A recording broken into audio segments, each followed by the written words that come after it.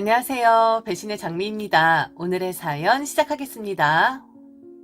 저는 50대 초반으로 딸 둘을 키우고 있습니다. 이혼한 진 이제 횟수로 4년 정도 되는군요. 이혼 후 전 남편이랑은 거의 만날 일은 없고 가끔 전 시어머니께서 연락은 옵니다. 손녀들이 보고 싶다고 하지만 냉정히 거절하고 있습니다. 그러면 처음엔 나쁜 년이라며 욕을 했는데 요즘은 훌쩍훌쩍 거리네요. 나이가 드셔서 그런지 시도 때도 없이 눈물바람입니다. 그 모습을 보자니 마음이 약해질 뻔하다가도 이내 정신을 차리고 전화를 끊어버립니다. 그리고 한동안 전화는 받지 않았어요. 수신 차단할까 생각도 했지만 여러 가지 이유들로 전 남편과 시댁 사정에 대해서 귀는 열어두고 있는 상황입니다. 현생에서야 저와 전 남편 사이의 인연은 끝난 것이지만 우리 딸들에게는 그래도 아버지이기에 한 자락 끈은 남겨두고 싶거든요. 이렇게 글을 쓰게 된 이유는 얼마 전 TV에서 바람 피운 남편을 용서하고 사는 한 여자의 이야기를 보다가 문득 제 생각이 나서입니다. 많은 사람들이 그 여자를 보고는 바보 천치라고 손가락질하고 욕할 수도 있겠지만 저는 그 심정을 어느 정도 이해할 수 있거든요. 정말 수백 수천 번도 마음속에 이렇게 할까 저렇게 할까 고민하게 되는 문제입니다. 저도 왔다 갔다 갈피 못 잡고 있다가 이혼이라는 초강수를 두며 종지부를 찍었었죠.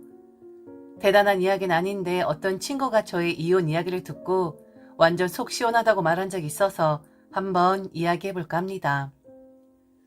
결혼했을 당시 시댁은 소위 말하는 졸부였습니다. 시댁에서 물려받은 땅에 시할아버지 살아계실 적에 개발이 되면서 돈을 많이 벌었었죠. 시아버지는 물려받은 재산으로 서울에 조그마한 건물 여러 채를 샀고 거기에서 나오는 임대료로 먹고 살만 했습니다. 시부모는 서울에 계속 사시다가 제가 결혼할 때 즈음에 경기도로 단독주택을 지어서 이사했죠. 시아버지만 서울로 왔다 갔다 하면서 건물을 관리했습니다. 제가 알기론 시아버지는 일을 많이 하는 분이 아니었어요. 시할아버지가 시아버지는 흙에 손을 대는 대신에 펜을 잡으라고 지원을 많이 해주었답니다. 그 덕분인지 필체도 좋고 한자를 엄청 많이 하는 언뜻 보기에 매우 박학다식한 학자풍이셨죠. 시어머니도 집안은 좋으신 분이었어요. 힘든 일 많이 안 하시고 곱게 치장하고 집에 들어앉은 안방마님 스타일이라고 할까요? 겉으로 보기에는 남 부러울 거 별로 없는 반듯한 시댁이었죠. 저희 부모님도 그 점을 매우 높이 평가했었고요. 그런데 결혼하고 마주한 시댁의 현실은 요즘 말로 멘붕이었습니다. 시부모는 하루가 멀다 하고 싸웠고 시어머니는 제게 늘 하소연하며 복수를 다짐했었죠. 시어머니 말에 의하면 시아버지가 그렇게 젊은 여자들 꽁무니를 쫓아다닌다는 겁니다. 고급차를 타고 여자들 태우고 다니면서 레스토랑에 가서 하루 종일 시시덕거리는 게 취미인 사람이라고요. 이런저런 소문에 의하면 시아버지 별명도 있더라고요. 함박스테이키 할배라고 하면 저 서울 동쪽의 캬바레와 무도장에서 모르는 사람이 없다나 뭐라나요. 그 옛날에 그랜저나 아카디아 차에 여자들 앉히고 다니며 그렇게 레스토랑에 많이 다녔다고 하네요. 시어머니 말에 의하면 당시까지 그런 여자들 뽑아놓은 머리카락 뭉텅이가 한 포대자루는 된다고 하더라고요. 설마 그 정도였겠냐마는 시아버지가 여성 편력이 있었음에는 분명했습니다. 그리고 함박스테이크를 좋아하기도 했고요. 그런 시아버지를 감시하고 바가지 긁고 박 터지게 싸워야 하는 게 시어머니의 운명이라고 느껴질 정도였습니다. 결혼하고 첫 딸 임신하고 만삭이었을 때 시아버지의 외도 사건이 터졌고 시어머니는 애꿎은 저를 들먹이며 시아버지에게 각서를 받아냈죠. 이제 곧 손주 보게 될 사람이 추태라면서 더 이상 창피해서 못 살겠다며 동네 방네 소문내서 개망신을 줘야 한다고 거의 미친 사람처럼 하는 바람에 시아버지가 다시는 바람 피우지 않겠다고 시어머니에게 각서를 썼던 것입니다. 그런데 그게 보통 각서는 아니었고 만약 또 한 번 더 들킬 시에 시아버지 소유의 서울 내 모든 건물을 시어머니에게 조건 없이 양도한다는 시아버지 입장에서는 엄청 무시무시한 각서였던 것이죠. 실제로 그 이후로 시아버지는 잘 나가시지도 않고 여자 문제를 일으키지 않는 걸로 보아서 독하게 마음 먹고 함박스테이크를 끄는 것 같았습니다. 그 모습에 기뻐해야 할 시어머니는 오히려 화를 냈었습니다. 빌어먹을 벼락 맞을 영감탱이 같은 것. 허구 없는 여자 못해 안달이더니만 왜 지금에 와서 단칼에 무배도 꼼짝을 안 하냐고. 서울 건물 싹 다 뺏고 거지 빈털터리로 만들려고 사람도 사놨었는데 이게 뭐냔 말이야. 여하튼 어디서 또 뒤수작 부리는가 본데 이번에 걸리면 아주 작사를 내버릴 거야. 새아긴 넌 아무것도 신경 쓸 거 없다. 네 시아버지한테 건물 뺐으면 까짓거 너한테 한 채 주마. 그러니 너도 네 시아버지 잘 좀 감시해봐. 분명 어디 뒤가 구린 곳이 있을 거야. 내 말 무슨 뜻인지 알았지? 그 뒤로 몇 년간 시부모는 자주 투닥거리긴 했지만 시아버지의 외도 문제는 아니었습니다. 오히려 시아버지가 하루 종일 집에 붙어만 있는다고 타박하던 시어머니였었죠. 그 기간 저는 첫째 딸을 낳고 바로 임신했는데 둘째도 역시 딸이었습니다. 시아버지의 바람 문제로 시어머니와는 대화도 많이 했고 친했다고 생각했는데 둘째도 딸을 낳고 보니 시어머니 태도가 냉랭해졌습니다. 남들은 잘도 낳는 아들을 왜 못 낳느냐는 타박이었죠. 그러면서 어서 빨리 셋째를 가지라고 재촉했지만 제 몸 상태상 셋째는 불가능했습니다.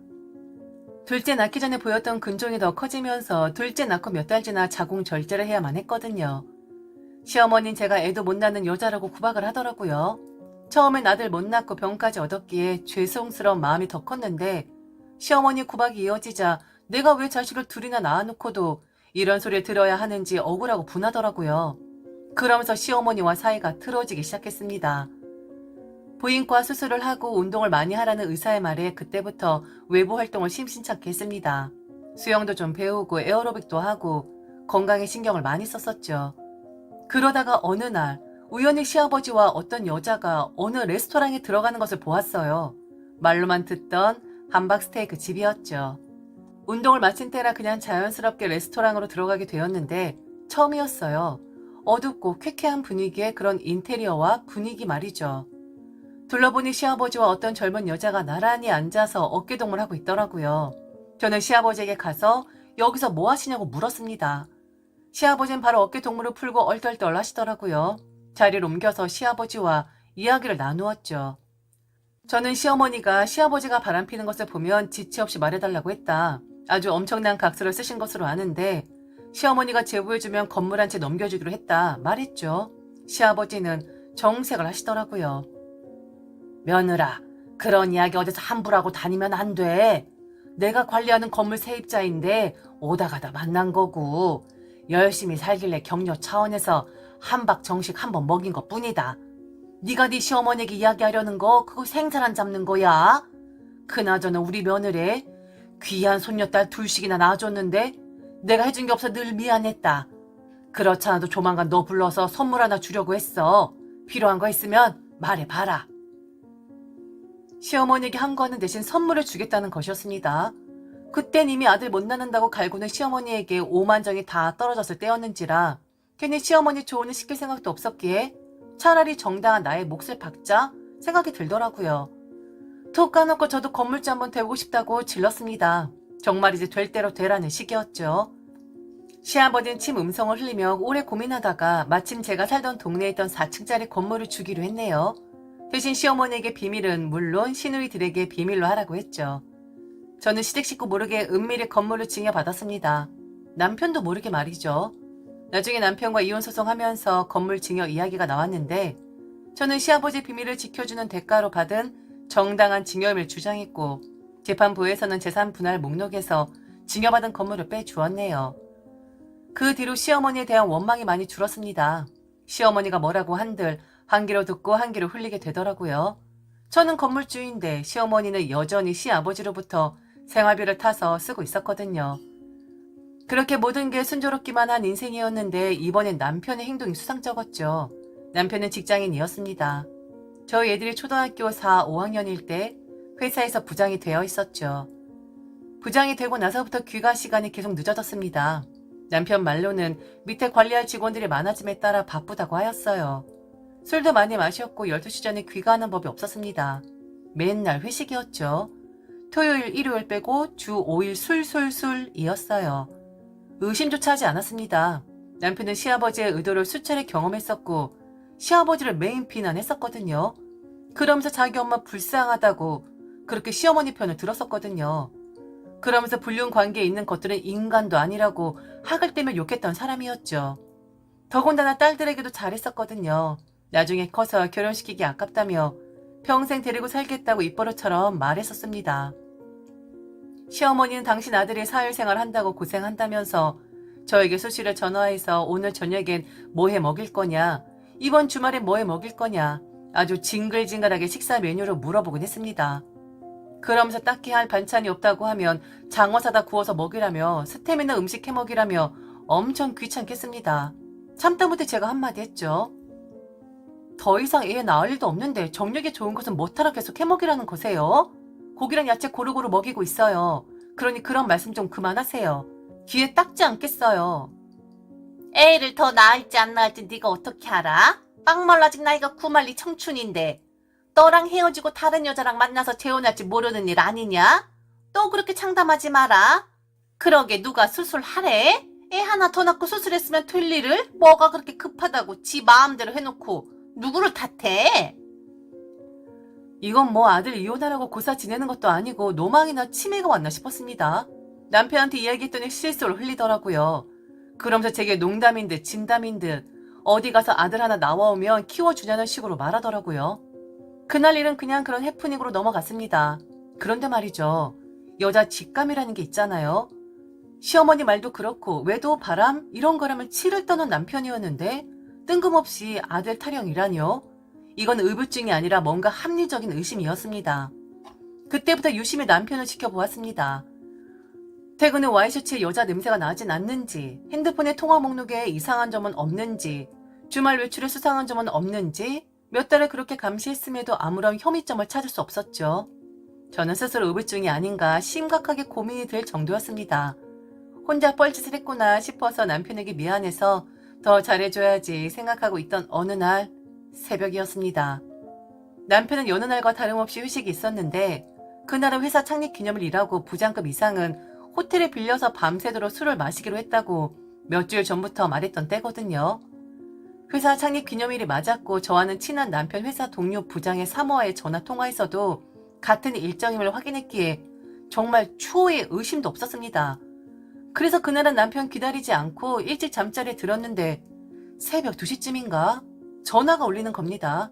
강남 쪽에 있는 대학병원 응급실이라는데 심장이 쿵 하고 떨어지는 줄 알았죠. 말로만 듣던 심근경색 같은 것인가? 술을 많이 먹는 바람에 쓰러졌나? 오만 생각이 다 들었습니다. 떨리는 마음으로 무슨 병이냐고 물어보니 우선 무조건 와서 확인하라고 하고 언제쯤 올 수 있냐만 묻더라고요. 바로 가겠다고 하고 대충 챙겨 입고 택시를 타고 갔지요. 얼마나 경황이 없던지 입던 잠옷에 겉옷만 걸쳤더라고요. 응급실에 도착해서 울먹이며 의사를 찾았더니 정밀 검사 중에 있고 날 박는 대로 수술해야 할 것 같다고 하더라고요. 다리가 후들거려서 주저앉고 말았죠. 저는 힘겹게 의사에게 도대체 무슨 병이냐, 죽을 수도 있는 거냐 물었더니 의사가 머뭇거리며 그러더군요.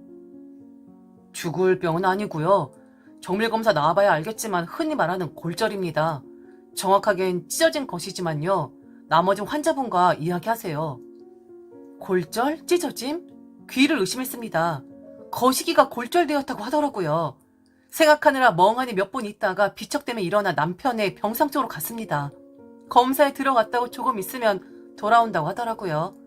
오만 생각이 다 들었고 왜 하필 거시기 골절이지? 라는 생각밖에 없었습니다. 남편이 돌아왔고 저를 보자마자 난동을 부리더라고요. 누가 마음대로 저에게 전화했냐고 당장 나오라고 소리소리를 지르는데 그때까지만 해도 무슨 상황인지 몰랐습니다. 남편의 난동을 부리는 의사가 왔고 응급실에 오는 환자라서 당연히 보호자에게 연락하는 거라고 말해주더라고요. 남편은 의사의 말에 눈을 질끈 감고 아무 말도 안 했습니다. 저는 떨떠름하게 어떻게 된 일이냐고 물었고 남편은 아무 일도 아니라고 술 먹고 장난치다가 넘어졌는데 모서리에 받쳐서 그런 거라고 둘러대더라고요. 몇 시간 동안 저와 남편은 아무 말도 없었습니다. 저는 정신이 돌아온 나머지 상황이 대략 유추가 되더라고요. 아침 일찍 어떤 교수가 와서 응급수술 하자고 하면서 저를 보며 한숨 쉬며 말하대요. 아유, 사모님이 많이 놀라셨겠습니다. 남편분 나이도 있으신데 잡으시겠어요? 정력에 좋다고 너무 좋은 거 먹으시면 안 됩니다. 그런 이사달이 나죠. 심각해요, 심각해. 조금만 늦었어도 불구되실 뻔했어요. 교수 의사는 수술 준비한다고 갔고 그때까지 남편은 눈을 질끈 감고 요지부동인데 땀을 비오듯 하더라고요. 순간 화가 치민 저는 남편 머리를 쥐어뜯고 말았습니다. 남편은 아프다며 비명을 지르고 응급실 간호사랑 의사는 이러시면 안 된다고 환자 상태 악화된다고 나가라고 하더라고요. 이런 빌어먹을 벼락맞을 인간아. 차라리 돼지지 그랬냐? 차라리 수술받다가 확 돼져버려. 저의 바람과는 반대로 남편은 수술이 대성공이었고 퇴원 후에 본가에 들어갔다고 연락이 왔어요. 시어머니는 전화해서 대뜸 저보고 남편 잡아먹을 것이라고 고래고래 소리를 지르더라고요. 헛다리 짚으셨어요. 제가 아니고요. 딴 년이에요. 지금 어떻게 해야 하나 생각 중이니까 전화하지 마세요. 당장이라도 쳐들어가서 수술한데 밟아버릴 심정이거든요. 수화기 너머로 시어머니 아무런 소리도 안 하더군요. 며칠 뒤 남편이 집으로 돌아왔고 대뜸 제게 소리부터 지르더라고요. 아무 일도 아닌데 혼자 생각으로 일을 키운다고요. 사고라고 하더군요. 제가 그랬어요. 지나가던 똥개 똥 싸는 소리하고 앉았네. 니네 회사 재무부장 부인 만났거든? 회사에 소문이 파다 있다는데? 젊은 신입 여직원이랑 그렇게 묘한 상황이 연출됐다고 하던데 니네 부서 사람들 알면서도 쉬쉬했다고 하더라. 너만 몰랐어, 너만. 너네 회사 사람들 다 알고 하다못해 재무부장 부인도 알고 있는 사실을 너만 나만 몰랐다고 이 똥개 자식아. 그제서야 무릎 꿇고 빌면서 횡설수설하는데 정말 드라마에서 많이 듣던 소리를 하고 앉았네요. 정말 딱 한 번 술김에 실수한 거다. 나는 관심 없었는데 그쪽에서 꼬리친 거다. 그 여직원 집안 사정이 매우 불우한데 연민에 상담하며 좋은 말 몇 번 해줬더니 자기에게 빠져버린 것 같다 등등. 말이 되는 소리를 해야죠. 그래서 제가 그랬죠. 그러면 꽃뱀으로 경찰에 신고하고 그 불우한 여직원 부모 당장 찾아가서 콩밥 먹이겠다고 하겠다고 했어요. 그랬더니 한다는 소리가 기가 막혔죠. 걔 건드리기만 해봐. 나 회사 잘리고 걔도 당신 상대로 소송할 거니까 결국 다치는 건 당신뿐이야. 막말로 내가 이혼하면 너 한 푼도 못 받고 쫓겨나는데 우리 애들 안 보고 싶어? 그러니 내가 이렇게 할 때 잔말 말고 받아줘. 다신 안 그럴 테니까 나 좀 믿어봐라. 믿긴 개뿔이 뭘 믿나요. 시아버지가 젊었을 때부터 그렇게 사고 쳤다더니만 부전자전이더라고요. 피는 못 속인다는 말이 딱 맞았습니다. 남편 시댁으로 쫓아내니까 시어머니에게 연락이 왔어요. 남자들 살면서 한두 번쯤 다 실수하는 법이다. 네 시아버지는 모르긴 몰라도 어디 숨겨놓은 자식 한두 명은 있을 거야. 거기에 비하면 내 아들은 양반이잖니?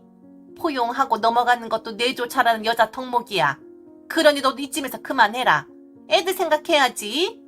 만약 네 말대로 이혼하면 애들은 새엄마가 키워야 하는데 넌 콩쥐팥쥐 팥쥐 엄마도 못 들어봤니? 곱디공 그 애들 구박당하면 어쩌려고 그래.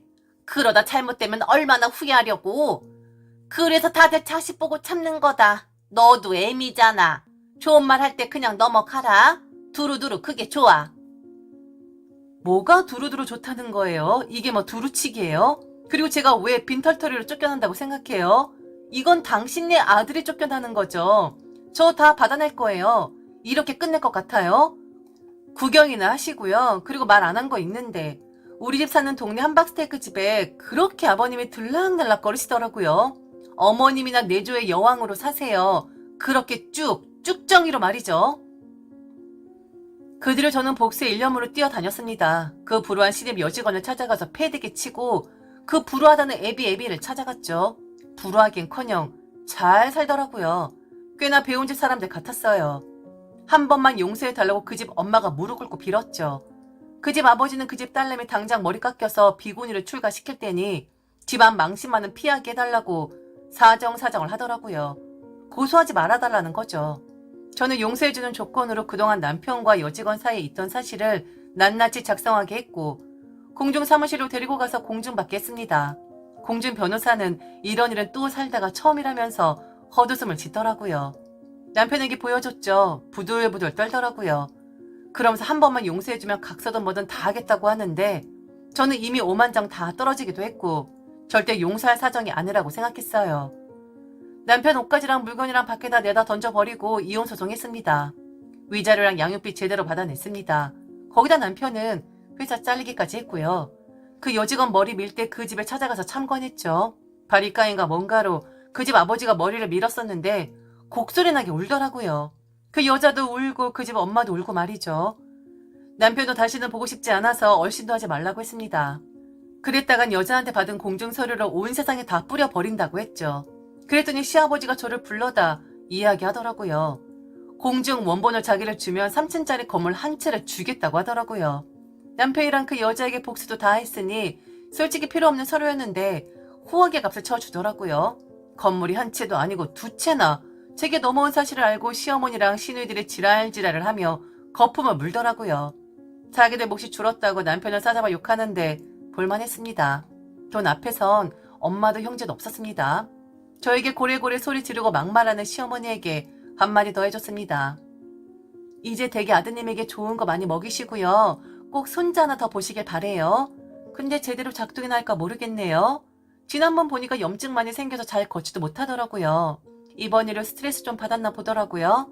그리고 지난번 이야기하셨던 아버님 숨겨놓은 자식 있을 거라고 하셨잖아요. 한번 확인해보세요. 저는 뭔가를 봤네요. 이제 연락 마시고요. 잘 아셨죠? 시아버지의 숨겨놓은 자식을 봤다는 것은 뻥이었고요. 그냥 염장이나 질러볼까 하고 했던 말이었는데 시어머니 집념이 승리를 했더라고요. 진짜 숨겨놓은 자식을 찾아낸 것이었습니다. 그러면서 시아버지는 뒤로 넘어갔고 아직 돌아가시지도 않았는데 상속 문제로 법적 다툼을 하더라고요. 이혼 후에 시어머니가 제게 전화해서 하소연하는 바람에 알게 되었네요. 암튼 문제가 많은 집안입니다. 그 후 저는 지금껏 딸 둘 잘 키우면서 살고 있어요. 작년에 시아버지는 돌아가셨죠. 쓰러지신 데다가 감염병까지 얻어서 급격하게 안 좋아지셨다고 하더라고요. 그래도 제게 건물을 두 채나 남기신 분인데 명복은 빌어주러 갔다 왔습니다. 저는 남자라면 지긋지긋합니다. 제 인생에 두 번 다시 남자 문제로 힘들 일은 없겠지만 결혼하고 나서 맨날 생생하게 막장 드라마를 본 것만 같네요. 그래서 막장 드라마를 봐도 별 감흥이 없어요. 그리고 생각난 김에 시어머니는 정정하시니 며칠 뒤에 전화해서 속 좀 긁어 놓으려고요. 제가 당한 만큼 돌려주려면 아직 멀었거든요. 시아버지한테 받은 건물에 지금 호재가 있는데 이거 이야기하면 아마 화병 좀 생길 겁니다. 저의 이야기는 여전히 진행 중입니다. 지금까지 들어주셔서 진심으로 감사합니다. 이상 배신의 장미였습니다.